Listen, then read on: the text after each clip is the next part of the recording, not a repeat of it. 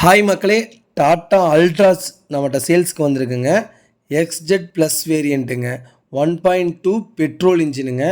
வண்டி manual transmission, அன்ரிஜிஸ்டர்டுங்க.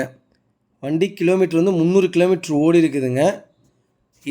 இதில் என்ன ஒரு சிறப்பு அம்சம்னு கேட்டிங்கன்னா, வண்டி யார் பை பண்ணுறாங்களோ அவங்க பேருக்கே இது ஃப்ரீயாக ரிஜிஸ்ட்ரேஷன் பண்ணி கொடுத்துர்லாங்க. வண்டி அவ்வளோ தெளிவாக இருக்குது. வெறும் 300 கிலோமீட்டர் தான் ஓடி இருக்குதுங்க.